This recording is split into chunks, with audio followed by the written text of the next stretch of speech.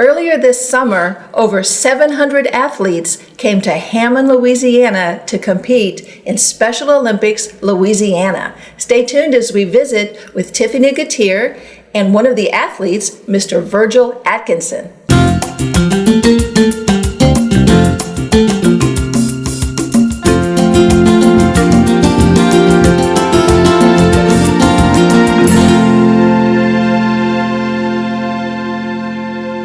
Hi, welcome to a new edition of Northshore Talk. I'm your host, Beth Davis, and we're here today to do a recap of Special Olympics Louisiana that took place in Hammond earlier this summer. Welcome with me, my guest today, Miss Tiffany Gauthier.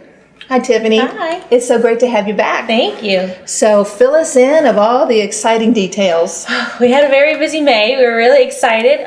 The state summer games took place Memorial Day weekend, May 24th, 25th, 26th, here in Hammond, Louisiana, at Southeastern Louisiana University. We had a lot of great things happen.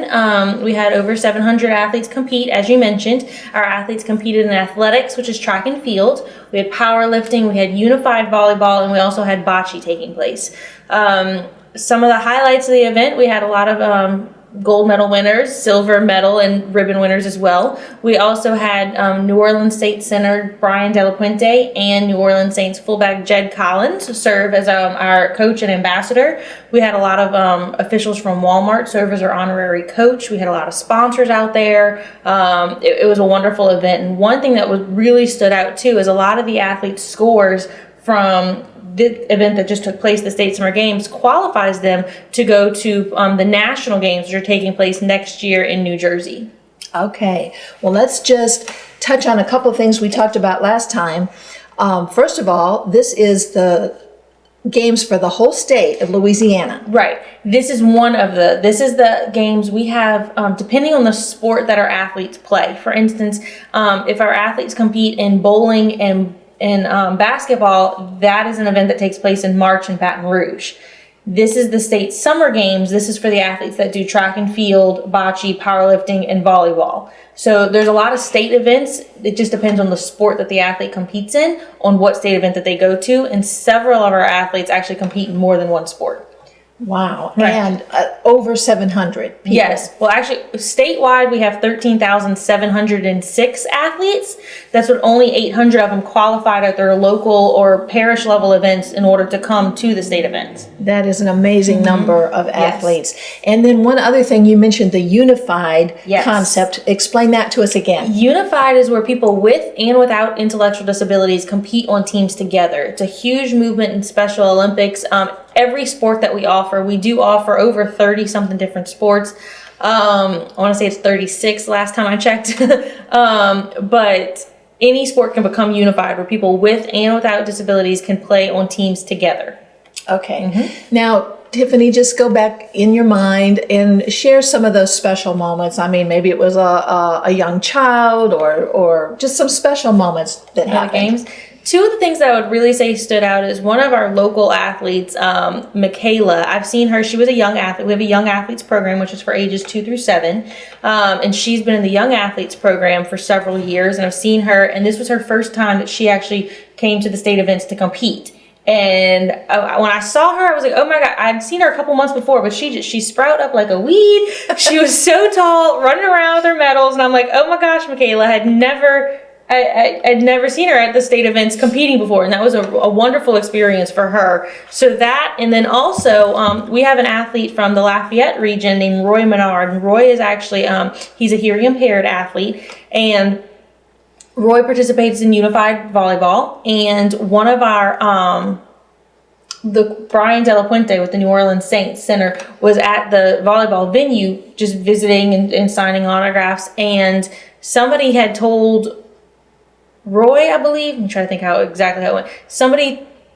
It was Roy. Roy was with his coach. Roy was signing with his coach, and Brian De La Puente saw that he was signing, and Brian De La Puente has a family member who's also deaf. So then Brian started signing to Roy, and the expression on Roy's face when he found out that the professional NFL player could sign and could communicate with him was just like, that was just Oh my gosh, so memorable. It was remarkable. The expression on both of their faces, just going back and forth, just talking to each other and communicating to each other, because, I mean, you could just tell that, I mean, without Special Olympics, neither one of them would have had that opportunity, you know, to learn from one another, to communicate with one another. It's just everybody that was there I walked into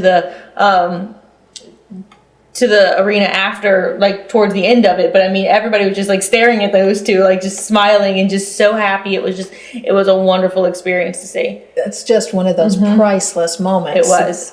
New Orleans professional football player, Yes. and just getting right in there with the sign language and in Roy's speaking, face. talking Oh my with gosh. one of the athletes. Fantastic. It was. I mean, I'm sure there's lots of other memories that happened and moments that happened, and I know every staff member and everybody was there would have a couple of different stories to tell you. It's just one of those things. If you weren't there, you missed out. It was a great event. How was the crowd? Just the local crowd? This is most that we've ever had, so we were very excited. We actually had a flag football tournament before the opening ceremonies, and then we had the Golden Oldies car show, and then we had Dysfunctional Bone, was a band that played music beforehand. So it was a great turnout. It was a wonderful event. We had wonderful weather. We were very excited to be back in Strawberry Stadium again. I mean, I don't think we couldn't ask for better weather at all that weekend either. It was a wonderful. It's been a pretty mild spring. It was nice.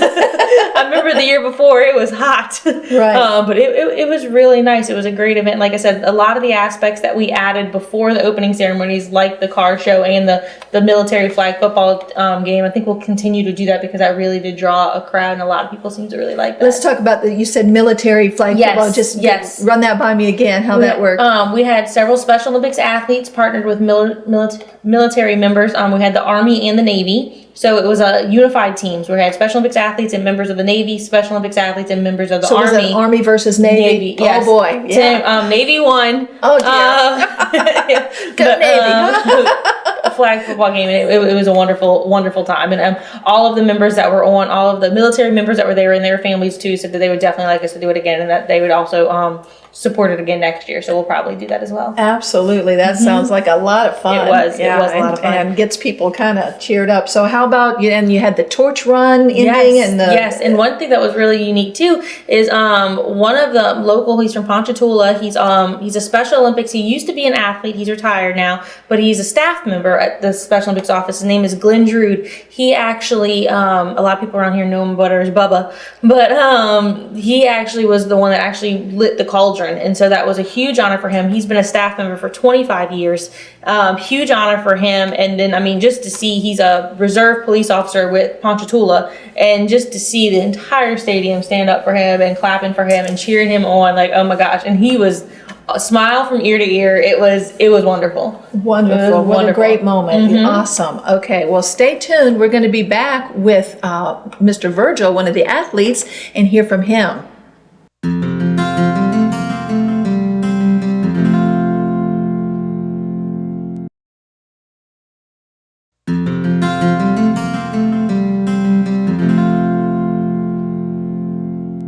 Hi, I'm Tiffany Harvey Gauthier with Special Olympics Louisiana. I'm the Director of Communications and Marketing. And with us today, we have one of our star athletes. We have Mr. Virgil Atkinson. He is an athlete from the local area. He's from the Livingston. He participates with Florida Parishes. You participated in State Summer Games, right? What'd you think of it? It was awesome, and especially the car show. I loved it. I even took some pictures on this. Which one was your favorite car? Do you remember? Oh yeah, it was the truck with the flames painted on it. I can't remember if it was a Ford The truck or what with it was. flames painted on it? I don't know if I even saw that one. Yeah, it was nice. And the Mustang. Oh, the Mustang. What I would do to get a Mustang. Did you get a chance to see the flag football tournament? No, ma'am. Nope. All right. What about what did you think about opening ceremonies this year? It was different. It was awesome. I was really impressed with it. I mean, it had a lot of athletes. We did, huh? I mean, it was packed. And you walked in with the didn't you walk in with the Youth Activation Council, the athlete leadership? Tell us a little bit about that. Well, I'm on the Special Olympics Athletes Leadership Council. I'm one of the vice presidents, and we do a lot of things to, like come up with fundraiser ideas, and like ask other athletes what they would see like to add to or take away from, to the games and everything, and so it's awesome.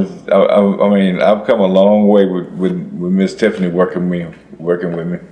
There's several of us at the office that consider Virgil family, and so you got to walk in with the Athlete Leadership Council as part of opening ceremony, so that was really cool. What about the Saturday? What did you do on Saturday? I did the 400-meter walk, and I got third place. Very good. What else did you do on Saturday? Did you do any of the Olympic Town? I did Olympic Town, went to Healthy Athletes. What was your favorite part about Olympic Town? Olympic Town is set up kind of like a fair where when athletes aren't participating in their competitions, it's kind of like they can unwind. They have a Dunkin' booth. They have music, which I'm sure you were out there dancing. They have tons of stuff out there. What was your favorite part of Olympic Town? Mine was just throwing these little bean bags and stuff and winning little prizes and stuff. Prizes, all right. And then you went through Healthy Athletes? Healthy Athletes is a component that we have too that provides medical screenings for our athletes. We have several different disciplines that we offer. We had Fit Feet, which made sure that our athletes were wearing the right size shoes, socks without holes in them, etc. We had Special Smiles, make sure know how to properly take care of their teeth. Yep. We had a health promotion to make sure they know how to eat a well-balanced meal, that they're not in the sun too long. They know how to drink plenty of water. What other? And also they had one we set up for sunscreen. Yep. To make sure you got the right sunscreen put on, and keep you from getting sunburned, and stuff. And it was awesome. I had fun that weekend. Virgil's you learned a lot from our Healthy Athletes program. How much weight have you lost overall? Well, since January 2012, which I started at 376, I'm down to 323. So about 50 pounds. So wonderful. Keep it up. We keep pushing you. Well, every time at an event when I see him drinking a Diet Coke, I'm like, you need to be drinking water. which I actually do. I still drink my diet drinks, but I also drink water. Mm-hmm. And I've done away with the rice and the bread, so that's another thing that's helping me lose the weight. What else? What do you think, if you could think of one thing that was different about these games than the other games that you participated before? Well, as far as the opening ceremonies, I mean, it was neat to see the old classic course. Mm-hmm. I mean, that was you really like the course? That was the highlight of the. I mean, that just made my day. I didn't even want to leave that area. I just wanted to stay there. And just keep looking at them and stuff. I mean. That's awesome. So we'll definitely try to do that next year. Because I love classic cars. I always say I wish I could give me a 1966 Ford Mustang. Oh, geez, Gotta work for it. Gotta always work for it. What does participating in Special Olympics mean to you? Family. Special Olympics has always been there for me, and it's helped me to better myself and made me realize that there's, that I can do anything as long as I put my mind to it. You can.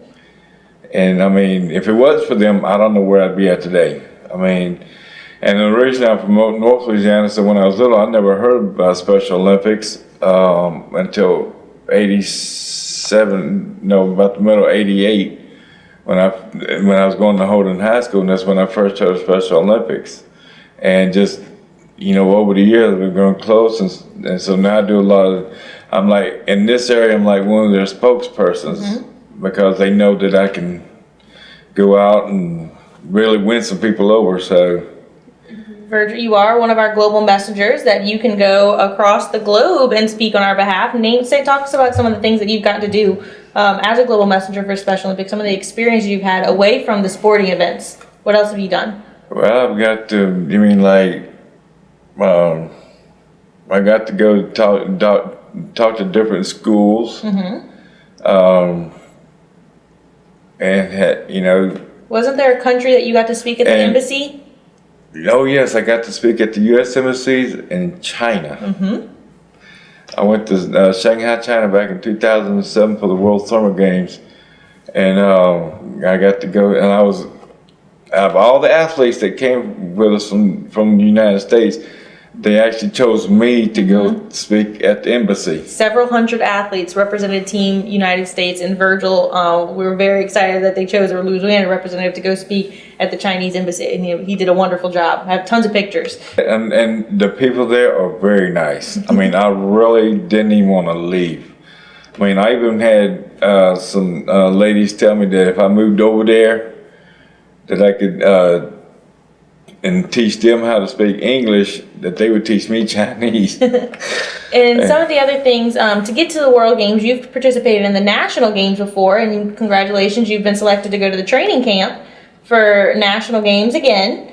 And tell us a little bit about that. Are you looking forward to it? I'm excited? I'm excited. I'm looking forward to it, and I can't believe this will be my third training camp to go to. What's your favorite part about attending a national event? It's that I get to meet other athletes from around the country, because I mean it's awesome, and I've become a lot of friends with a lot of them.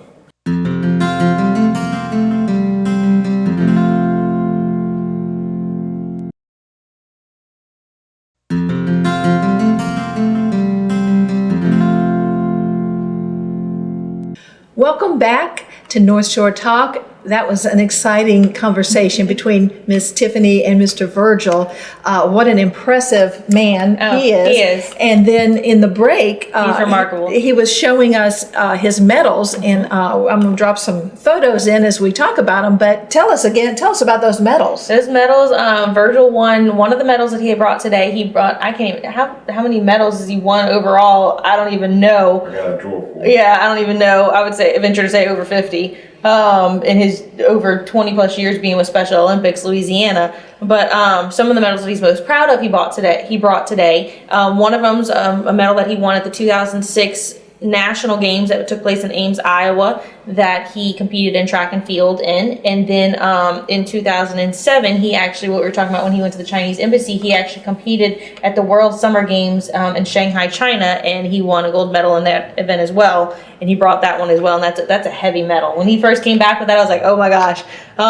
He's won several medals since then. He went also to the 2010 National Games in bowling, so he won medals for that. And then he is one of the athletes that he has been selected to go to training camp for the national games that we have coming up in 2014. But the training camp will take place later on this year. So that's where we're moving right Yes. now. Training camp.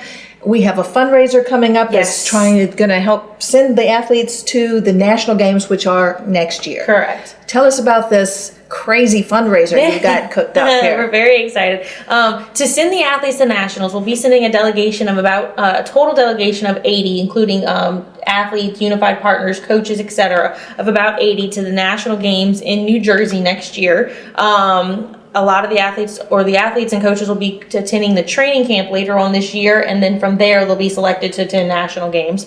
But we actually have a big fundraiser. It cost about $100,000 to send the entire delegation to the national games. That is something that we do raise here in Louisiana by individual donations, corporate sponsorships, etc. So we need a lot of help, and one of the ways that we're going to try to get that money is a fundraiser we have called Over the Edge. It's Over the Edge for Special Olympics. It's a lot of fun. This is the 5th year we're doing it. It's an event that we do with the New Orleans Saints, and what it is, it's for all the crazy repellers out there, or the type A personalities, thrill seekers. On November 1st, what you get to do is you get to rappel down the 25-story Benson Tower What? in New Orleans. 25 stories? 25 stories. Hang down off the Yes, side you're of the taller than the Superdome. When you get up there and you're like, the Yikes. Superdome is like down there. You're taller than the Superdome. You get to rappel down 25 stories, Benson Tower. Then you get taken from Benson Tower to the Superdome helipad. You get taken in a helicopter. It's actually the commander of West Point's old helicopter. You get taken from the helipad in a helicopter to the Jefferson Parish Sheriff's Office SWAT training facility in Harvey. and you get to become like a SWAT team member for the day. You get to do for an hour. You get to go through the obstacle courses. You get to shoot some of the guns. They give you a SWAT team jacket you get to keep. You go through this house where you have to shoot the bad guy, not the good guy. They have, like I said, the obstacle course, the ranges, different things like that. That sounds awesome. I know. See, so for about an hour, you get to become a SWAT team member. They take you in the big vehicles, and you have like the shields and everything. And then after that, they fly you back, and that kind of completes your day. So it's a lot of fun. It's the event just keeps getting bigger and better every year. It is a minimum of $1,000 to do the event. And the way that you can raise that money is you can set up a fundraising page, and you send it out to all your friends and families. I did it, and I got people to give me $10-$20. So many people give you $10 or $20, you raise your $1,000 that way. So you have actually gone and rappelled down the side of that building. I did. What was that like? You don't even realize it. You don't even realize how high up you are. I was just like focused on the building, and I was like, just get down. You know, like the hardest part of it really is the actual over the edge. You have to put yourself over the edge of the ledge of the building. And that I would say is the most difficult part. Once that you're looking at a building, you have technicians talking to you through the walkie-talkies that you have right there, the radios. What we do initially is we do like a pre-rappel when you first get there, where you only rappel one story. You rappel from the 26th to the 25th story, just to make sure that you feel comfortable in the equipment, you feel comfortable with the commands and everything like that. And then after you feel comfortable, then you do the rest of 25 stories. So once you did that, you get used to it. You feel it's a wonderful thing. It's just great to say that you did it, you know, especially when you're walking in the Superdome and you're like, I rappelled down that building. It's taller than this, you know, it's one of those things. And so it's what we encourage everybody now. If they want to, they can sign up now, and you can start fundraising. So that's what we're trying to talk about it as soon as possible, so that you have plenty of time to raise the money. We do only have about 80 spots of people that can do it. So, and also too, the more money you raise, the minimum is $1,000. The more money you raise, the more incentive and prizes you get. We have, like I said, the SWAT team jacket. We have videos of the rappel. There's different incentive prizes for raising more than the minimum of $1,000. Okay. And is there an age limit as far as kids being able to do this? Yes, it is 16. You do have to have a parent's consent. Okay, but 16, oh boy, I know some 16-year-old teenage boys that probably think, or girls. Some parents that want to throw them over. Well, we won't talk about that. We've had that. We have a lot of people too. There's an aspect called Pitch Your President or Toss Your Boss, where a company will get together and have bake sales and various things like that, Jeans Day, and raise money to toss their boss over. Oh my, now that's an idea, huh? So, I mean, there's lots of different ways that you can participate in this event. And like I said, it is a big fundraiser for Special Olympics. In the past 5 years, it's been the biggest fundraiser that we've had. And it does help us to do the sporting events. We have over 100 competitions here in Louisiana a year. As we mentioned, 13,706 athletes, and it does not cost our athletes anything to participate. So all of the events that our athletes have done and competed in, the health aspect, the world games, the national games, the state events that we have, we raise all that money to provide those opportunities for them. Okay. Now, how do we find out if we want to register, if we want to get started with this website, or how do we do that? The best way to go is go to our website, which is www.laso.org. And on the homepage, it says, are you brave enough to go over the edge? You can click on over the edge right there. It tells you all the who, what, when, where, everything you need to know. And then at the bottom, it says start fundraising or start and register now. All the details right there. Very simple process. Or you can call our office if you don't have access to the internet. It is 1-800-345-6644. Okay. Yep. Well, Tiffany, thank you for coming back and sharing this great event and all the great things that went on at the Special Olympics Louisiana. I'm sure it'll be rolling around again before we know it. But in the meantime, check out Over the Edge. And if you're brave enough to go over the edge, or if you'd like to send someone over the edge, this is your opportunity. Thanks for joining us today. We'll see you next time on Northshore Talk.